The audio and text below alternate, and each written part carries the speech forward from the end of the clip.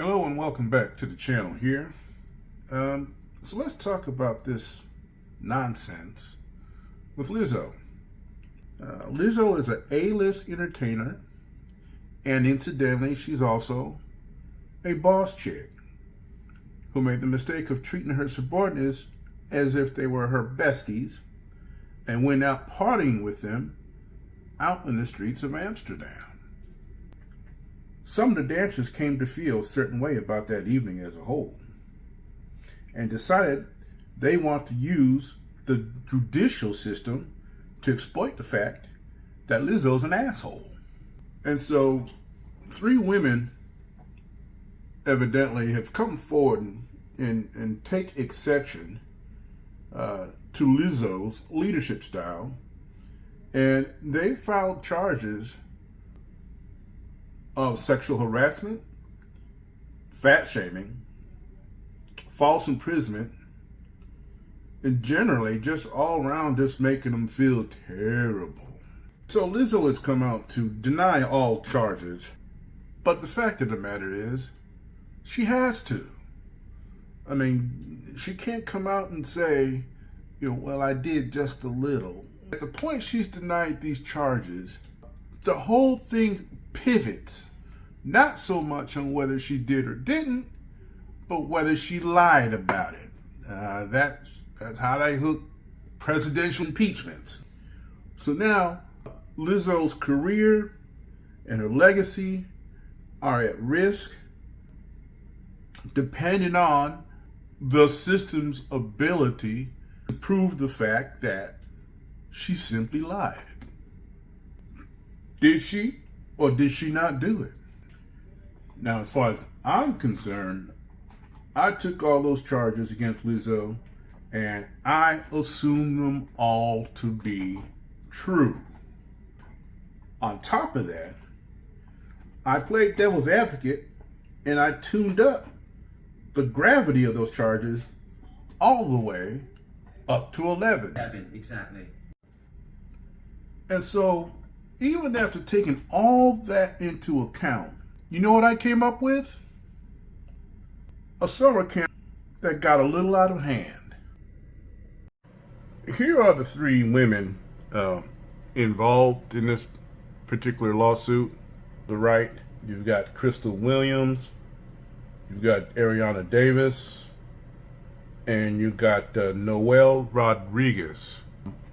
Crystal and Ariana, this is their first gig as professional dancers. Noelle is a veteran. Keep that in mind.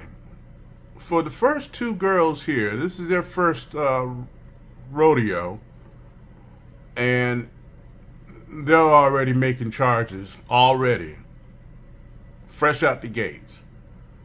I mean, all 3 of them are sitting there looking like they've been called to the principal's office. In fact, all 4 of them, including Lizzo, should have been called to the principal's office. If this was 10 years earlier in their lives, they'd be hashing it out in the principal's office. All right? And basically, they'd go home to get their ass whooped. Lizzo would go home to get her ass whooped for being an asshole. These other 3 girls would go home and get their asses whooped for not handling their own business and forcing their parents to take time from work to come deal with this nonsense. If you know, you know. When did you realize that? I want you to take a look at this guy here. Was not normal. This poor CNN guy who's been tasked with basically drawing blood from a turnip. I mean, look at this guy, just trying to look engaged. Let me turn it back. Just trying to be engaged. He's trying to reach some threshold of criminality here, somewhere. It just throw him a bone, but look, he is dying of thirst. Look at him. Now, there was a second woman had charges brought up against her as well, and that was Lizzo's dance captain. Her name, Shirlene Quigley, the woman you see here. Her charges were more of a religious nature. To be honest with you, those charges seem to have a little more meat on the bone. Now, as far as the charges themselves, as far as who the accuser is of each particular charge, it looks like Ariana Davis in the middle here seems to be the focal point to a lot of the action going on here. The first lady, Crystal Williams, I think she got caught up in a bit of the touching she was not prepared to do, as was Ariana Davis. Ariana Davis was also the one who supposedly had to go to the bathroom, was not able to, and messed herself in the middle of a 12-hour audition process. Noelle Rodriguez, she resigned as opposed to have been fired. She was not fired, but supposedly at that point, Lizzo balled her fists at her, menacingly, I would assume, and I don't have much more beyond that. Now, let me talk about the fat shaming here, the weight issue. Without a doubt, Lizzo has opened up a window for women of a certain size to become energetic performers, with a chance to show off, their physicality. That can't be taken away. There is no fat shaming here. There is no hypocrisy. She hired you in a situation in which nobody else would, and probably won't ever again. Dance directors don't like 110-pound dancers to balloon to 125. And they sure as hell don't like their 200-pound dancers swelling up to 220. I mean, there is no fat shaming going on here. Or let me just say this. There's nothing going on amongst a bunch of 200-pound dancers that doesn't go on in a bunch of 105-pound dancers. So if you truly consider yourself to be a professional, this is the way.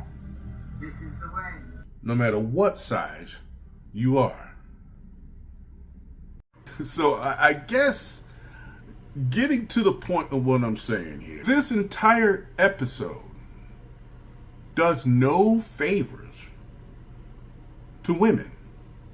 You can't have the court system sit here and get rid of all the rude boys and the assholes and the creeps and the mean girls you find throughout your life, and at the end of it, you think you're the resultant bad bitch for all of that.